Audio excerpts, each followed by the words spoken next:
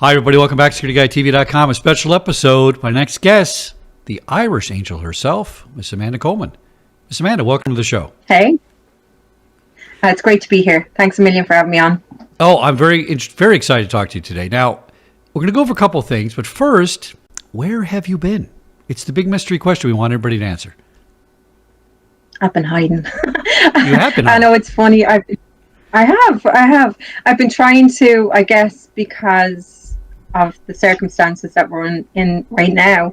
It's trying to build yourself up on other platforms. So that's where I've been, and I've been focusing on that because I had to change my whole thought process on how to market our Irish Angel. So that's what I've been doing in the background, is trying to pull it all together, as they say.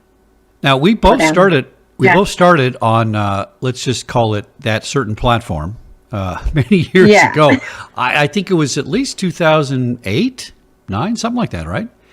And I remember we both shared and tagged each other all the time, and we went from 0 people. I'm under 30,000 because I hear if I get over 30,000, I become influencer or something. And probably nobody wants me to be an influencer. But you blew way past me several years ago. And how many people did you have following you at one point? 45,000 plus. See, that's a lot. Following. Yeah. So it's a lot. It is a lot, given this platform, is hard enough to build a following through this platform.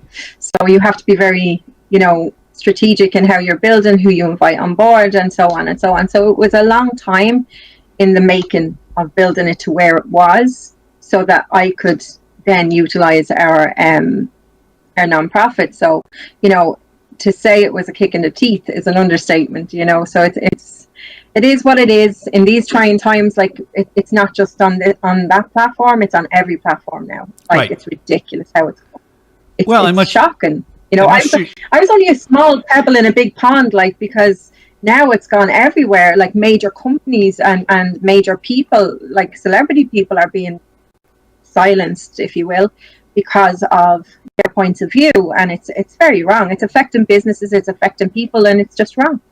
Well, it is wrong. Now, in defense of some of these platforms, I'll say this. In America, First Amendment, big deal, right? They didn't call it the Third or Fourth Amendment. They called it the First Amendment because it was the most important amendment. I think that's kind of why they ordered it that way, okay? So it's kind of the core of our government, our philosophy politically. It's very important. Unfortunately, yes, or fortunately, it only really applies to government suppression of free speech, right? So if you're a private entity and you hang your shingle and you build your company up and you have a social media page, you kind of can decide who says something, who doesn't. Now, is that fair? Absolutely not. Is it good business? It's stupid, but that is the fact, okay? Right? Now, I find it ironic because without we the people, these platforms would not even exist. That's right. It's us that gave them the power in order to do their business, but yet they're restricting our business, and that's wrong. And I think platforms need to be very careful, because we the people are fed up with what's happening.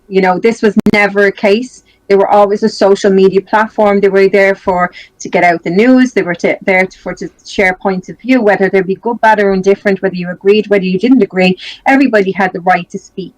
That's not to say that people should be nasty. They shouldn't be nasty. But at the end of the day, businesses like Irish Angel was grown out of a platform.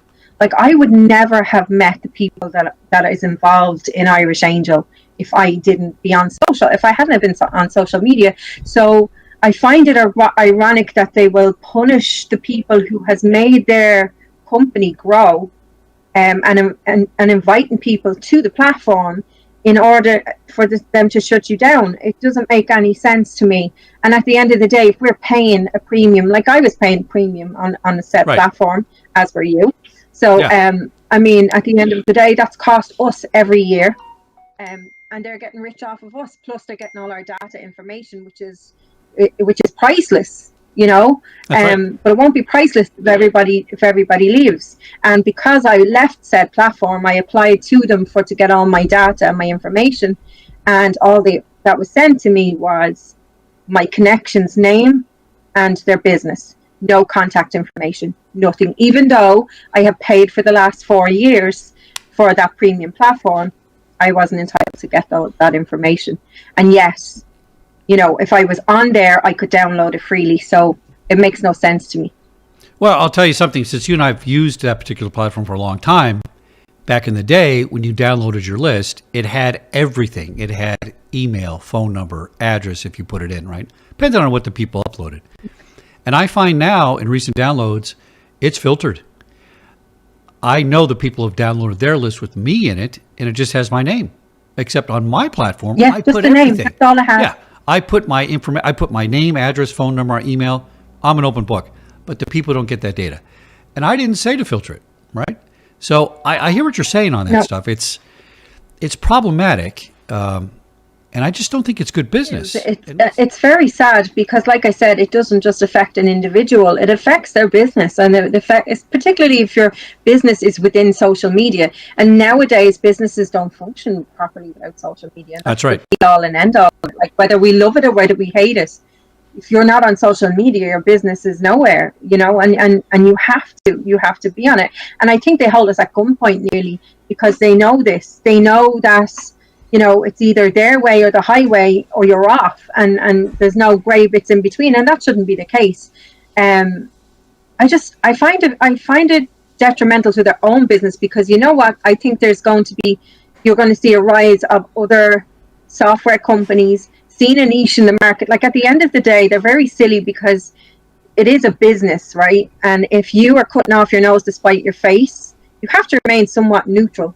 Because business is business at the end of the day, and if people are paying for that service, you know, that's their problem. It's like they're affecting their business, and that's wrong. So I think there's certain software engineers who I know, one in particular. We slightly discussed it before about starting a platform that was going to be solely for people. Well, it's not. It's for everybody, right? But, you know, that we could express ourselves in a certain way.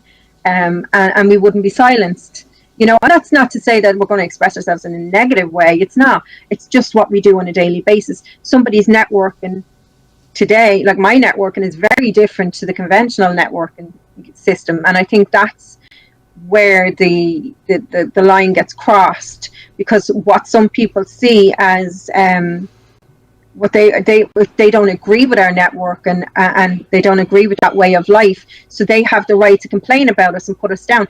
Yet it is a business, and everyone is entitled to network their business. So if it is related to your business, you should be able to post about it regardless, and that's the way it is. Because like I said, everybody's networking is very different to everybody else's, but that's their circle, so leave them at it. You know, I don't, if and when I'm on social media, I don't go into, if I see things that I don't like, or I see the conventional way, I just scroll on by it. It doesn't affect me, it doesn't bother me, I just go, right, you know, whatever. And you move on to what does affect you. So I just think people, as well as the networks, are being very vindictive in this current climate, and it's wrong. Like, you know, it does affect people's businesses, and it's very sad, especially given that we're a non-profit. Like, as well, the work that we do is very, very important. So to see somebody do that, to me, it's like, you know, you do have people out there burning and looting businesses, but these are doing it from behind a computer screen, and that's true. That's very wrong. Very wrong. Yeah. You know. Yeah. We got about a minute left. Let's tell everybody how we can get in touch with you. Keep supporting Irish Angel. Give us a website. Yes, and we're going to do a lot more of these shows, Amanda. We're going to keep doing these shows every week because I want to get the word out on this. So go ahead and tell us how we can help. So you can log on to irishangel.org. You can donate there. There's different programs running as well. And you can also get me on amanda.irishangel@gmail.com. Just reach out to me.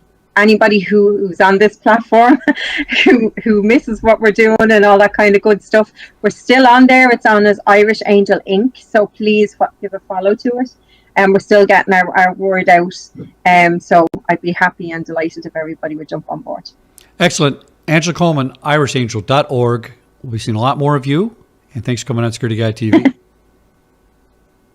Thanks very much, Chuck. Thank you.